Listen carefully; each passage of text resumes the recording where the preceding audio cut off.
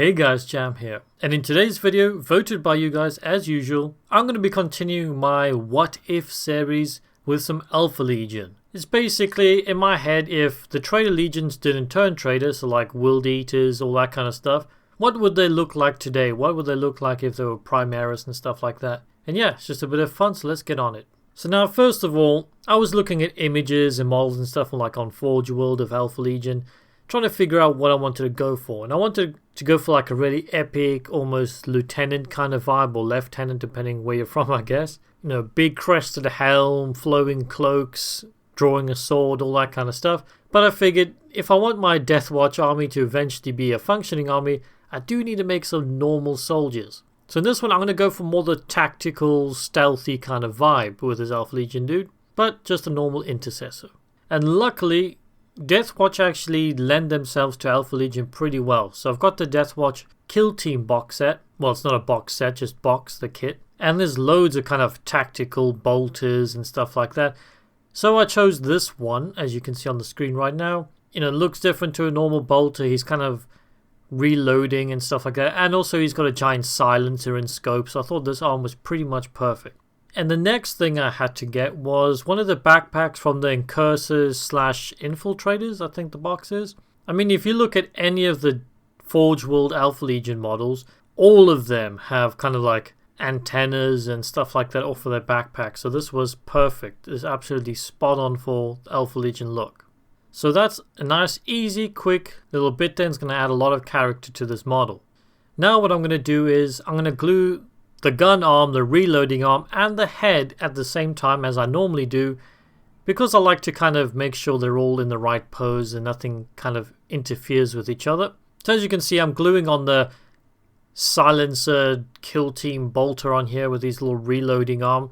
And again, if you are planning on doing any sort of like Primaris or normal Marine Alpha Legion or just any sort of tactical dudes, you gotta pick up the kill team box. There's so many amazing bits in there. But as for the head, this was a pretty easy choice for me.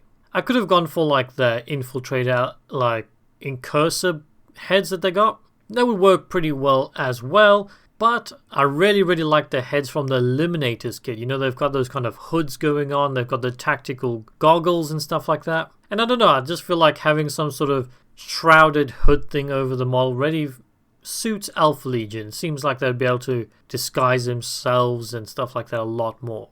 Now, with a bit of fiddling around and moving the arms around and stuff like that, because I wasn't quite sure about the pose, I eventually got it into the kind of reloading kind of stance that I want. And I feel like this model at the end would actually look really nice with some sort of maybe wall behind him or something. Look like he's like hiding behind a pillar, busy reloading. I think it'll look quite fancy. But unfortunately, I don't have anything like that and nothing that will fit on this base either. Now, as always, this guy is Alpha Legion, but I want him in my Deathwatch army, so I'm giving a Deathwatch shoulder pad. But for the logo, normally with these, I'll make them a black shield. Basically, it's a Marine that kind of defected from their previous Legion or chapter or something like that and have joined the Deathwatch. But in this case, a couple of months ago, a viewer of the channel and a member of my Discord channel, Tycho, actually sent me a whole load of 3D printed chapter icons and stuff like that he didn't need. And he did send me one chapter icon for his own personal homebrew chapter called the Sons of the Hydra, which are kind of like a loyalist Alpha Legion successor, kind of like Sons of the Phoenix, or, you know, they're kind of not really Sons of Dawn, if you know what I mean. So I figured this was a perfect time to repay Tycho for the little gift, and I'm going to use the Sons of the Hydra logo on this dude as well. Unfortunately, Tycho only sent me one of these things, and I'm using super glue, and I hate super glue. I ended up kind of messing it up while putting it on there, and I tried to take it off, and then I put it back on again. And yeah, if I wanted to try and fix the shoulder pad, I would probably break this thing, and I only had one. So you're going to have to excuse the fact that this logo and the shoulder pad's kind of riddled in super glue now, and it just looks really rough, and yeah, not the best look, but like I said, I only had one. Alright, so now that the base of the model is pretty much done, and before we get to the interesting green stuff that I'm going to be doing in a minute, we got to get on some like tactical pouches and knives and stuff like that. And the kind of dual knife thing is also from the Infiltrator kit. I mean, they're all about the sneakiness, so this kit's perfect for Alpha Legion.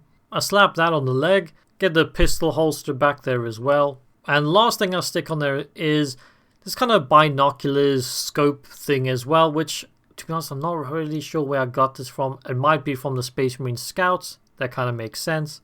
But once again, with infiltration, spy work, I felt like any sort of scopes and binoculars and radars and stuff like that work perfectly for Alpha Legion. And as always, I gotta stick the mandatory Death Watch chest pouch on there. So this one is actually from the Kill Team box, not from like the Reavers or anything like that. And yeah, it's just a little bag with some maybe special issue ammunition in there. Yeah, to stick that to the chest, and it just gives that extra bit of tactical flavor. Alright, so that's the model, all fancy and whatnot, and you could leave the dude there if you wanted, if you just wanted a kind of tactical looking dude. But I need to go a little bit of a step further with this guy. We need to do some green stuff scales, because you know, Alpha Legion all about them scales. Now, if you've watched my previous videos, like my Salamanders video and stuff like that, I've been trying to find different quick ways to get scales down. Now, I could have rolled out some green stuff, cut out individual triangles and layered them on, well, individually, onto the guy's leg, and I think that would have turned out amazingly. But, like I said, I'm trying to find quick ways to do it. So first thing I did was I rolled out the green stuff. Don't do it too thin, because obviously you want to get the depth of the scales and stuff in there, but obviously not too thick either. You don't want it to look like he's wearing Uggs or something. And then what I did was I just used my wet kind of paintbrush to get it into the shape of the leg, especially pressing down around the edges and stuff where we want to cut the model, so we kind of know where the lines are. Then I used my hobby knife just to start getting it into the shape of the actual shin pad that I want. Now this takes a little bit of like patience just to try and get it nice and neat, but it's the best way I've found to get green stuff in the shape of an armor panel. And then once the shape is done, just smooth out any marks with a damp paintbrush as always. But this is not too important because obviously we're going to be cutting scales into this. Now the new technique that I've been trying out is using clippers or a very fine pointed scissors or pliers or tweezers or something like that. Obviously I use my GW clippers here, as you can see, and I'm just very slowly and patiently cutting in these kind of scale like shapes. So this is pretty much perfect for this. I mean, the clippers are. And I found this to be a very, very simple, quick way to get scales. Everybody's going to have clippers in their hobby toolbox, so everybody can have a go at doing this. But I made one mistake here. I was stacking the scales on top of each other. So I was just doing a column of scales next to each other. And it does have a decent look to it, but when you actually look at snake scales or something, you actually got you got a row and then there's like an offset row. I don't know if that makes any sense. Like it's almost like a pyramid. You have 4 scales at the bottom, then you'll have kind of 3, then you'll have 2, and then you'll have 1. I don't know if that makes any sense. Hopefully you can see it in the footage I'm showing now, because I took the green stuff off, redid it an entire leg, and decided to redo the stuff like that because I thought I had to do it right for you guys, and it just didn't look quite right to me. Now, I was slightly less patient with the second attempt because I was kind of annoyed with myself. But also, I couldn't really reach my clippers into some of the corner details there. So, little tip, if you're doing this on leg panels and stuff like that, maybe do it on the model, do it before you stick it to the model, I should say. That way you can be much more precise and get it into the angles and details that you want. But with that said, I don't think it turned out too badly. All I kind of did at the end there was I used my hobby knife just to make sure some of the edges were nice and sharp, just kind of cleaning them up a little bit because it was a bit messier than I liked. Once again, I'm just kind of playing around with techniques, and this is definitely something I'm going to revisit. And you also see at the end of the video when I got this guy slightly painted up, it actually turns out pretty well.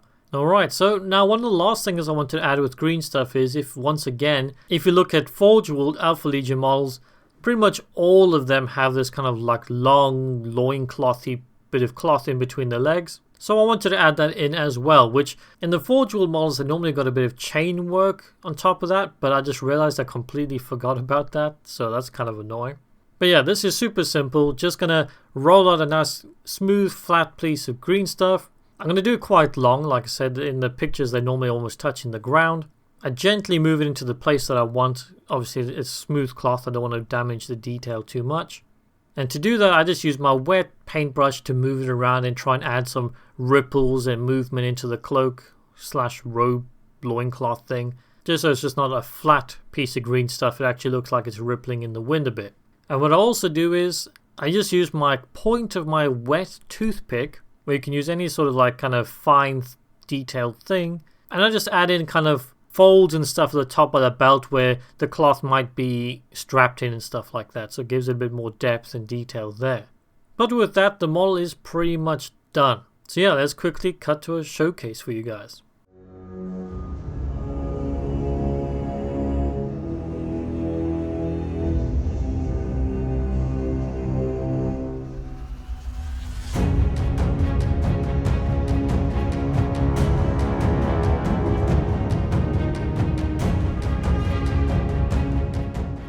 And there we have it, ladies and gents, in all his sneaky boy glory.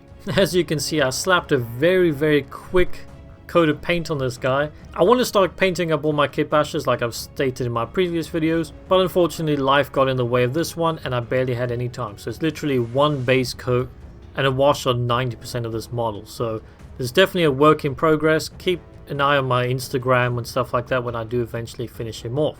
But yeah, like I said, I just wanted a bit of color on him just to bring him to life. But yeah, overall I don't think it turned out too bad. There's some messy parts, like I said, the scale work is not 100% clean. I buggered up that shoulder pad when I was gluing it on, so the details all messed up there. But overall, I think when he's in a group of intercessors, I think he will really stand out. But yeah, as always, more importantly, you guys comment below if you guys think this guy looks Alpha Legion-y enough. I mean, if they weren't traitor or something like that. Does he have that kind of sneaky, spy, tactical kind of vibe? And is there enough kind of like actual Alpha Legion elements like the scales and all that kind of stuff? But anyway, I'm just absolutely rambling on now. I just want to have a quick shout out to all my new patrons. Really appreciate the support, guys. It always baffles my mind that people actually want to help out and support the channel in any way or shape or form. And of course, if you guys want to join Patreon, you're more than welcome to. And I've got a merch store. And if not, just like and subscribe as well. Everything helps the channel grow. But with that said, I'd like to say a massive thank you to Marshall's Miniatures, Irish Rock 1987, Angelus Victor, Brother Loken, and Tic Tac Doe. Once again, super appreciate that, guys. Thank you so much for that. Hope you all enjoyed the video, and until the next one, bye bye.